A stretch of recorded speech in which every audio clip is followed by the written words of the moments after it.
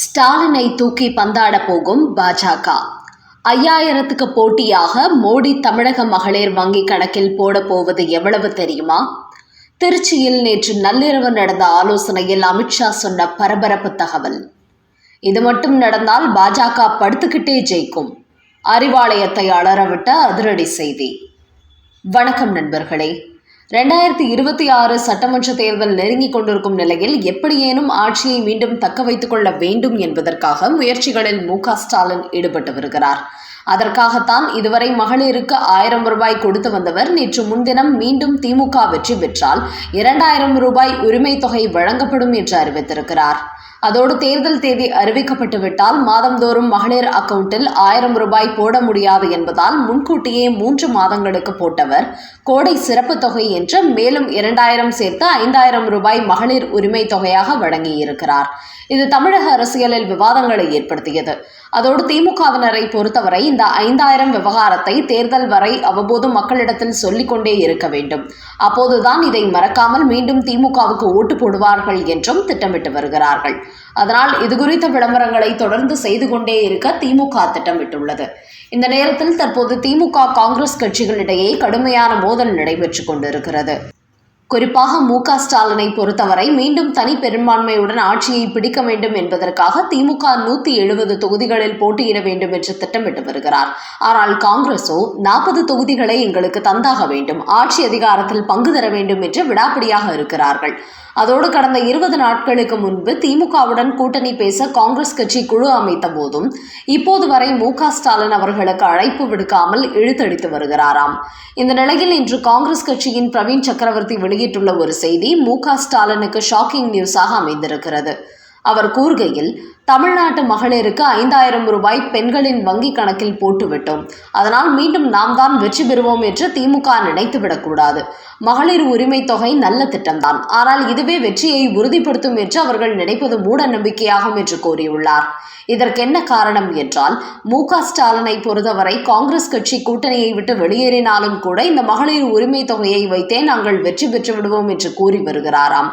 அதனால்தான் இன்றைய தினம் இதே போன்று மகளிர் உரிமை தொகையை அறிவித்து தோல்வியடைந்த பல கட்சிகள் குறித்த ஒரு தகவலை வெளியிட்டுள்ளார் பிரவீன் சக்கரவர்த்தி. அந்த செய்தியில், இதுபோன்ற மகளிர் உரிமை தொகை என்கிற பெயரில் நிதி திட்டங்களை அறிவித்து 9 மாநில அரசுகளில் 4 கட்சிகள் மட்டுமே வெற்றி பெற்றுள்ளன. மீதமுள்ள 5 கட்சிகள் தோல்வியடைந்துள்ளன என்று அவர் தெரிவித்திருக்கிறார். குறிப்பாக மத்திய பிரதேசத்தில் இதுபோன்ற ஒரு மகளிர் தொகை திட்டத்தை பாஜக கொண்டு வந்து வெற்றி பெற்றது. ஆனால் ராஜஸ்தானில் ஒரு மகளிர் உதவித்தொகை திட்டத்தை கொண்டு வந்த காங்கிரஸ் கட்சி தோல்வி அடைந்தது. அதேபோல் தெலுங்கானாவில் ஆட்சியில் இருந்த VRS கட்சியும் ஒரு மகளிருக்கு உரிமை தொகை திட்டத்தை அறிவித்த போதும் தோல்வியடைந்தது.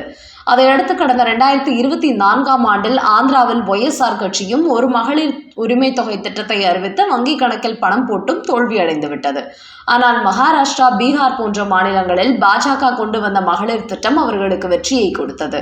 அதனால் தமிழக முதலமைச்சர் ஸ்டாலின், நாம் 5000 ரூபாய் மகளிர் வங்கி கணக்கில் செலுத்திவிட்டோம், அதனால் நாம் தான் வெற்றி பெறப் போகிறோம் என்று நினைத்துக் கொள்ள வேண்டாம்.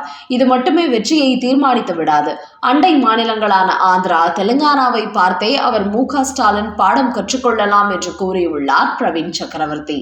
இந்த மகளிர் உரிமை தொகையே திமுகவுக்கு வெற்றியை கொடுத்துவிடும் என்று ஸ்டாலின் மலைபோல் நம்பிக்கொண்டிருக்கும் நிலையில் இதெல்லாம் வேலைக்காகாது என்பது போன்று பிரவீன் சக்கரவர்த்தி வெளியிட்டுள்ள இந்த செய்தி திமுக வட்டாரங்களில் மேலும் சலசலப்பை அதிகப்படுத்தியுள்ளது. இதுபோல் காங்கிரஸ் கட்சியின் எம்பியான மாணிக்கம் தாக்கூர் இன்று திருப்பரங்குன்றத்தில் காங்கிரஸ் கமிட்டியின் செயற்குழு கூட்டம் நடத்தியுள்ளார். அப்போது அவர் பேசுகையில், சமீபத்தில் மக்களவையில் 8 எம்பிகள் சஸ்பெண்ட் ஆனோம். காரணம், நாங்கள் பாஜகவுக்கு எதிராக அதிரடியாக செயல்படுகிறோம். உண்மையிலேயே பாஜகவை எதிர்க்கும் தைரியம் காங்கிரஸ் கட்சிக்கு மட்டுமே உண்டு. அப்படிப்பட்ட எங்களை அன்போடு மரியாதையோடு நடத்தினால் நாங்களும் அப்படியே இருப்போம். ஆனால் திமுகவினர் எங்களை அவமானப்படுத்துகிறார்கள், கீழ்த்தரமாக பேசுகிறார்கள். அப்படி அவர்கள் பேசினால் நாங்களும் அதே மொழியில் அவர்களுக்கு பதிலடி கொடுப்போம். நாங்கள் மரியாதையை மட்டும்தான் கேட்கிறோம், சொத்து சுகத்தை கேட்கவில்லை. திமுகவை சேர்ந்தவர்கள் காங்கிரஸ் கட்சிக்கு பூத்தில் ஆள் இருக்கிறதா என்று கிண்டலாக கேட்கிறார்கள். அதோடு காங்கிரஸ் கட்சிக்கு வாக்கு வங்கி இல்லை என்பதை போன்று திமுகவினர் சோசியல் மீடியாவில் செய்தி பரப்புகிறார்கள். ஆனால் மதுரை வடக்கு தொகுதியை காங்கிரசுக்கே வாங்கியாக வேண்டும் என்று காங்கிரஸ் தலைவர் காகேயிடம் கூறியிருக்கிறேன். இந்த தொகுதியை வாங்கி காங்கிரஸ் கட்சி வெற்றி பெற்று காட்ட வேண்டும். இதுதான் எங்கள் லட்சியம். கடந்த காலங்களைப் போன்று திமுக கொடுக்கும் தொகுதிகளில் போட்டியிட வேண்டிய நிலையில் நாங்கள் இல்லை. நாங்கள் கேட்கும் தொகுதிகளை நீங்கள் தர வேண்டும் என்று அவர் ஆவேசமாக பேசியுள்ளார். இதன் காரணமாக திமுக காங்கிரஸ் கட்சிகளிடையே மோதல் நாளுக்கு நாள் அதிகரித்துக் கொண்டே வருகிறது. இந்த நிலையில் தான் இந்த கூட்டணி கடைசி வரை கரை சேருமா இல்லை உடைந்து சிதறிவிடுமா என்ற பலதரப்பட்ட கேள்விகள் எழுந்து கொண்டிருக்கிறது. இந்த பரபரப்பான சூழ்நிலையில்தான் மகளிருக்கு தான் கொடுத்த 5000 ரூபாயை மலை போல் நம்பிக்கொண்டிருக்கும் மு.க. ஸ்டாலினுக்கு எதிராக அதைவிட பெரிய தொகையை மகளிர் வங்கிக் கணக்கில் போடுவதற்கு மோடியும் அமித்ஷாவும் திட்டமிட்டிருப்பதாக நேற்று திருச்சியில் அமித்ஷா நடத்திய ஆலோசனை கூட்டத்தில் ஒரு பரபரப்பு தகவல் வெளியாகி இருக்கிறது. அப்போது நடந்த ஆலோசனையில் மகளிர் உரிமை தொகை என்பதன் பெயரில் 5000 ரூபாய் வங்கிக் கணக்கில் போட்டுள்ளார் ஸ்டாலின். அதனால் அதைவிட மகளிர் மத்தியில் பெரிய அளவில் தாக்கத்தை ஏற்படுத்தக்கூடிய ஒரு சம்பவத்தை நாம் செய்தாக வேண்டும் என்று பாஜக நிர்வாகிகள் அமித்ஷா இடத்தில் கூறியுள்ளார்கள். அப்போது டெல்லியில் எடுக்கப்பட்ட முக்கிய முடிவு குறித்து தெரிவித்துள்ளார் அமித்ஷா.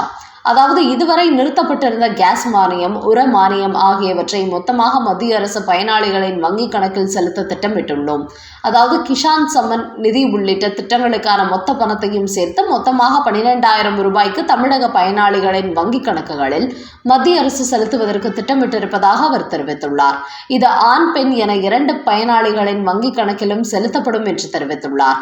அதனால் மகளிரை மட்டுமே மு.க. ஸ்டாலின் குறிவைத்து 5000 ரூபாய் கொடுத்துள்ள நிலையில் பாஜகவோ கேஸ் மானியம் உள்ளிட்ட பல திட்டங்களை கையில் எடுத்து 12,000 ரூபாய் தமிழக மக்களின் வங்கிக் கணக்கில் போடுவதற்கு தயாராகிவிட்டது. இப்படி ஒரு தகவல் வெளியானதை அடுத்து திமுக தரப்பு இன்னும் பெரிய அளவில் அப்செட் ஆகியுள்ளதாம். அது மட்டுமின்றி பீகாரில் சுய தொழில் தொடங்க பெண்களுக்கு வங்கிக் கணக்கில் 10,000 ரூபாய் செலுத்தியது போன்று தமிழ்நாட்டிலும் சுய தொழில் தொடங்கும் மகளிருக்கு வங்கிக் கணக்கில் 10,000 ரூபாய் செலுத்த திட்டமிட்டுள்ளாராம் மோடி. வருகிற மார்ச் 1ஆம் தேதி மதுரையில் நடக்கும் கூட்டத்தில் அவர் அதை அறிவிக்க திட்டமிட்டிருப்பதாகவும் கூறுகிறார்கள். அந்த வகையில் கிசான சம்மத்தின் நிதி திட்டத்தின் கீழ் 12,000 மகளிர் சுயதொழில் சம்பந்தமாக 10,000 ரூபாயும் வங்கிக் கணக்கில் செலுத்த பாஜக திட்டமிட்டுள்ளது.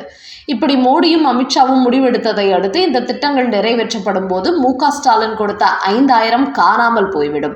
10,000 + 12,000 மொத்தம் 22,000 பாஜக தமிழக பயனாளிகளின் வங்கிக் கணக்கில் செலுத்திவிட்டால் அவர்கள் இந்த முறை படுத்துக்கொண்டே ஜெயிக்கலாம்.